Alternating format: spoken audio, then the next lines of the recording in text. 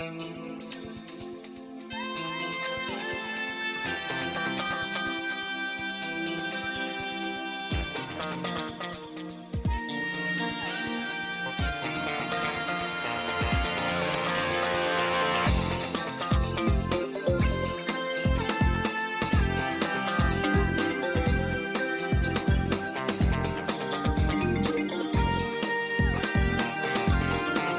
grader at Dutch Broadway School, Chloe Gajadar.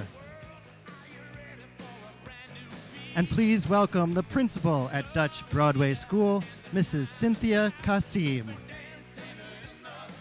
And now, please give a warm welcome to the 57th governor of the great state of New York, Governor Kathy Hochul.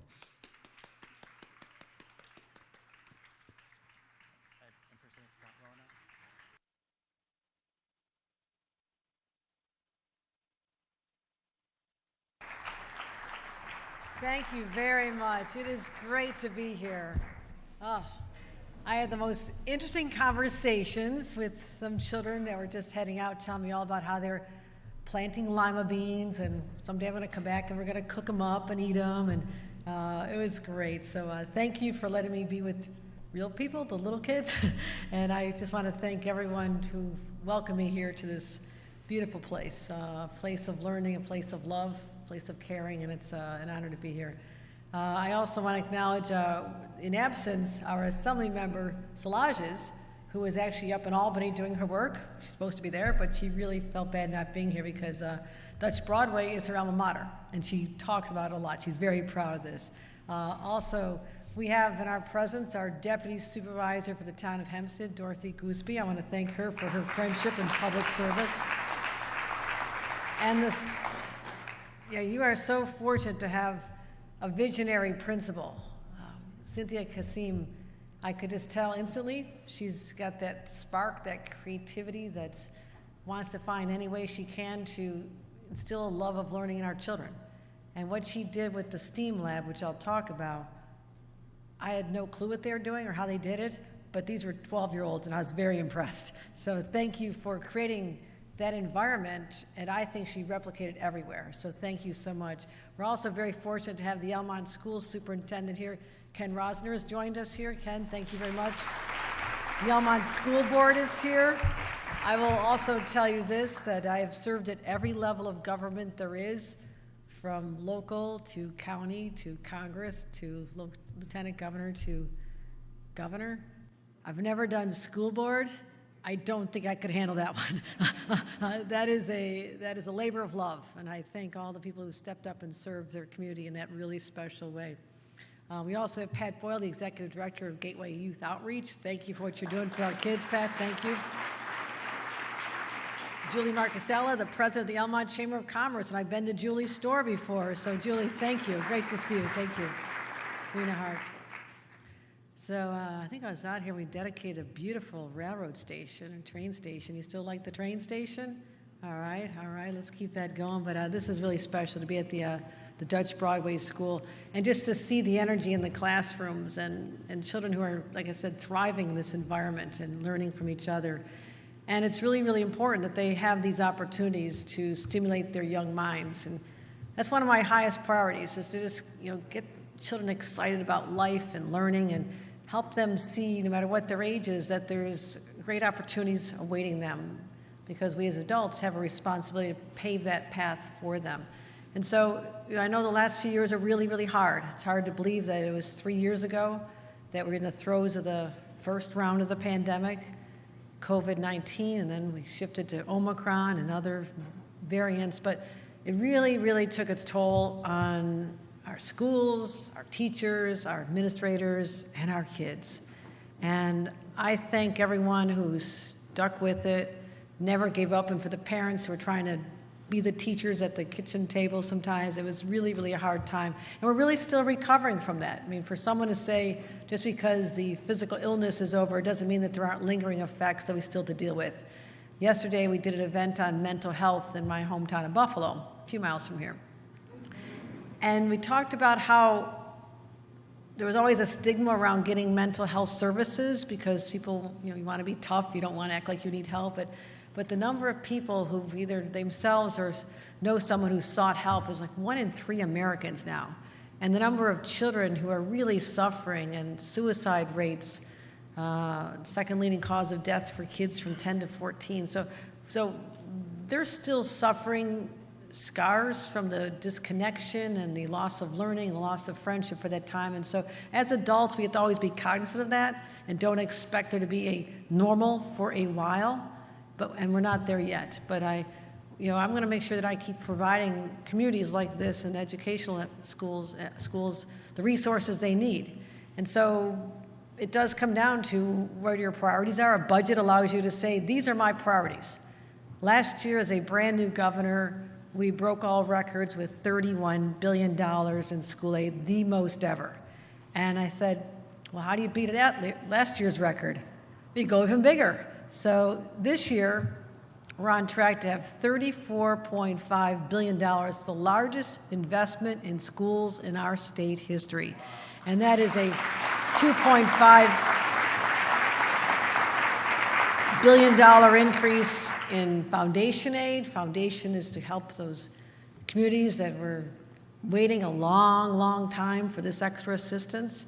And now we're able to deliver an additional $24 billion. And so let's see what this does for Long Island. Foundation aid on Long Island is up 25%. The total increase is $772 million for Long Island alone. And the total, overall, that's just the increase, the total of investment in education for Long Island is nearly $5 billion, $4.8 billion, the highest school aid ever. So we've been up, since I've been governor, 46% increase, which is just in the last 2 years, 46% increase. So that $1.1 billion is really, my view is to help the children, make sure the schools are properly funded, but there's also an opportunity to help reduce or lessen the tax burden on our residents, because we want to make sure that families can afford to stay and thrive right here on Long Island. I spend a lot of time out here. People talk about potholes. I'm working on your potholes. We did a $1 billion pothole initiative. They talk about the islanders a lot, depending on the time of year, but they also talk about property taxes all the time. And I thank our school boards and our superintendent and others for managing the finances in a way that, right here, they're being good stewards of the dollars and saying that we know the tax burden is heavy, but school districts can play a role in reducing that tax burden, especially with the new infusion of funds from the state.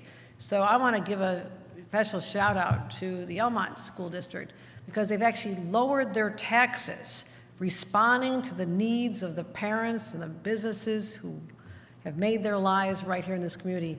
And I'm encouraging other school districts to follow the lead right here.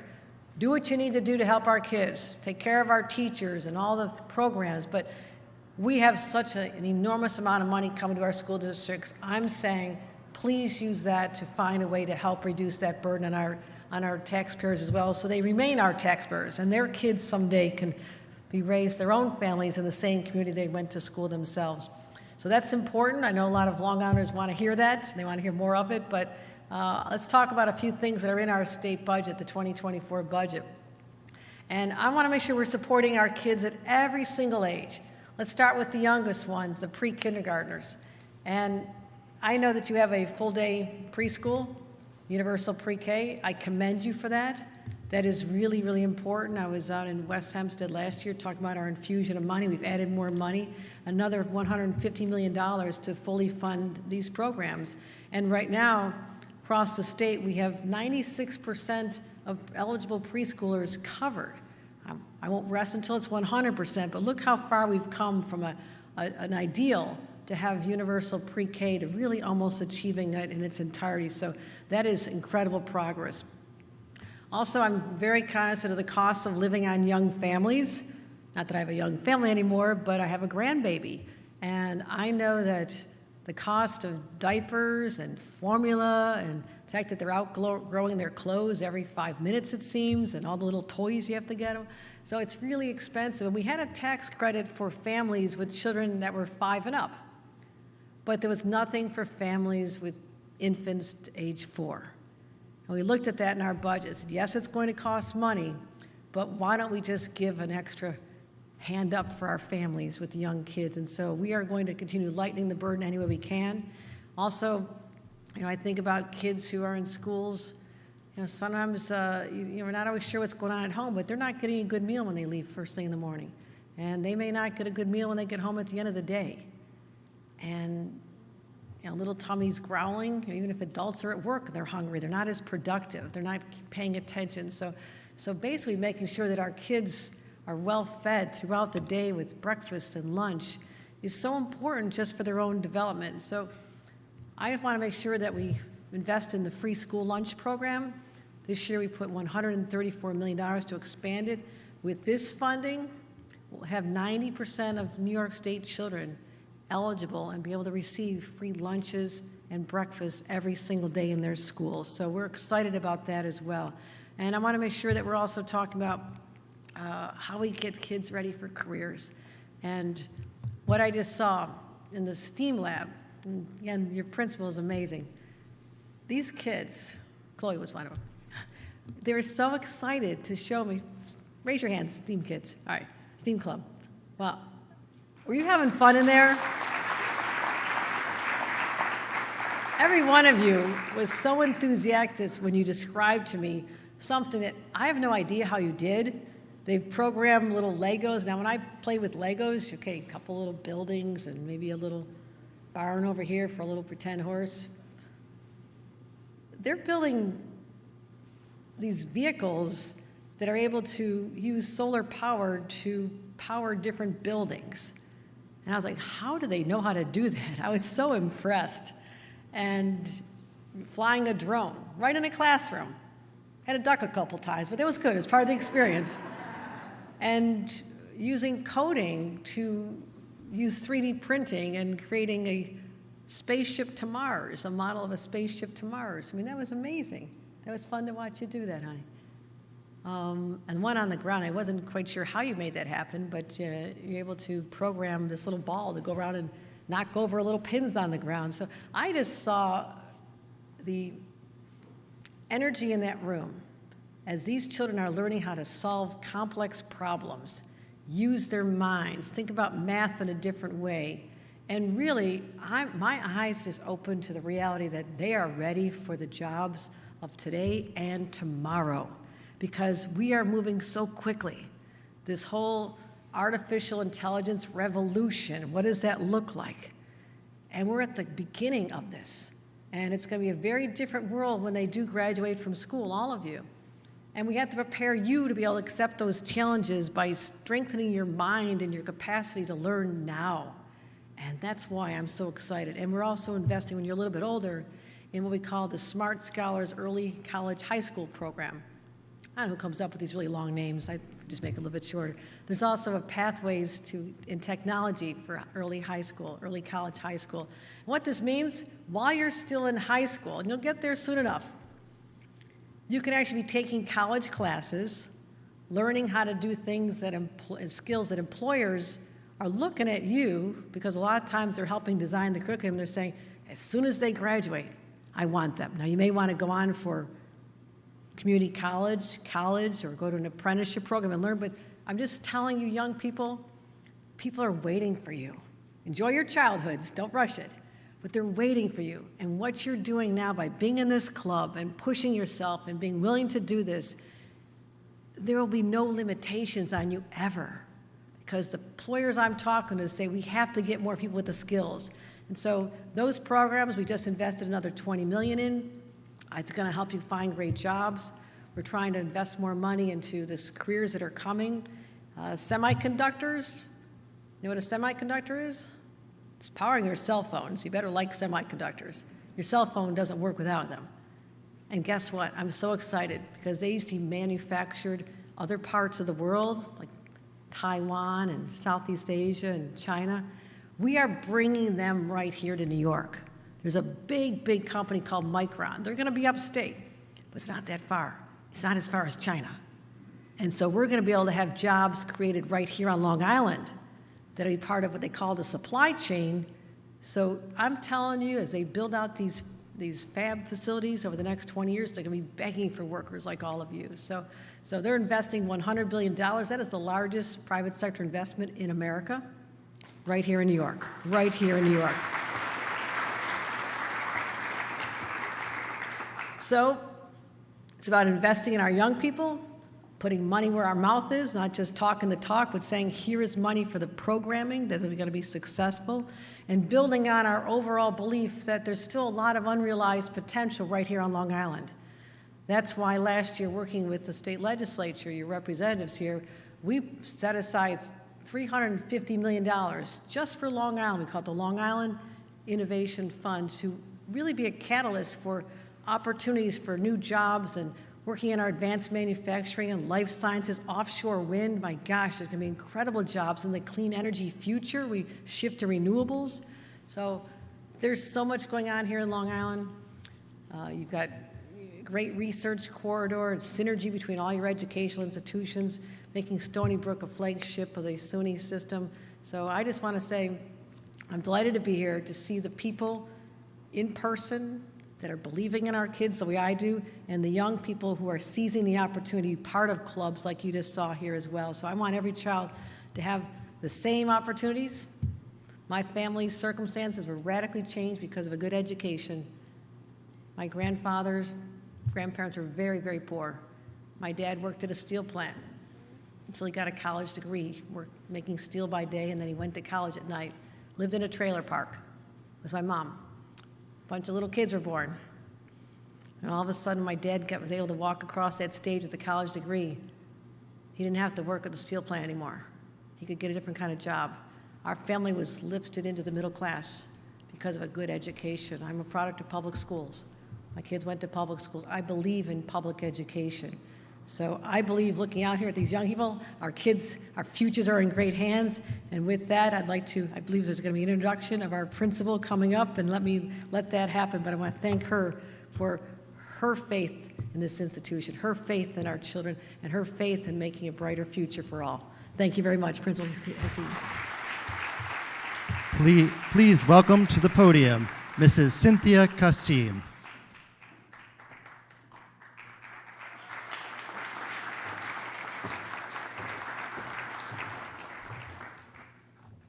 Good afternoon. I'm Cynthia Kassim, the very proud principal of the Dutch Broadway School.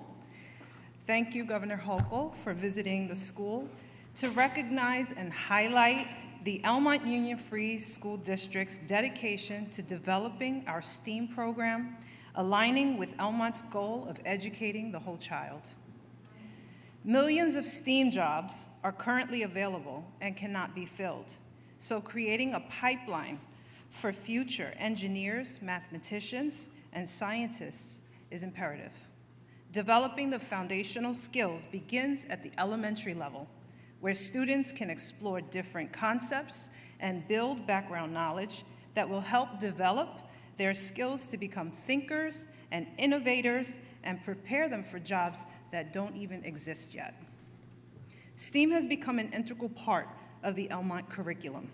Here at the Dutch Broadway School, students are not only invited to participate in the after-school clubs, the STEAM activities are also intertwined in all of the curriculum subject areas.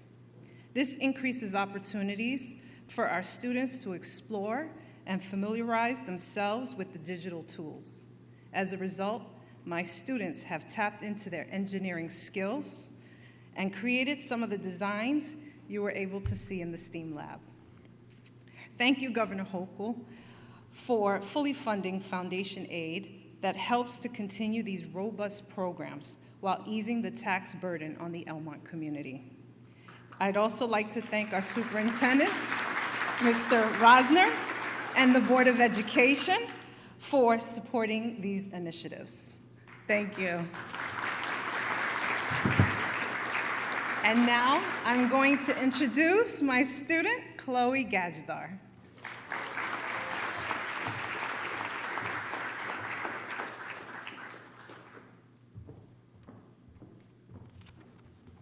Good afternoon, members of the Governor's Office and the Elmont Union Free School District team. My name is Chloe Gadgetar. I am a 6th grader looking forward to moving to middle school. Speaking about this truly amazing program, which I love, brings me great pleasure. I have been honored to represent Dutch Broadway as a robotics team member. Students must be given the opportunity to participate in clubs like 3D printing, drones, and Lego Robotics Club, because these activities challenge the brain.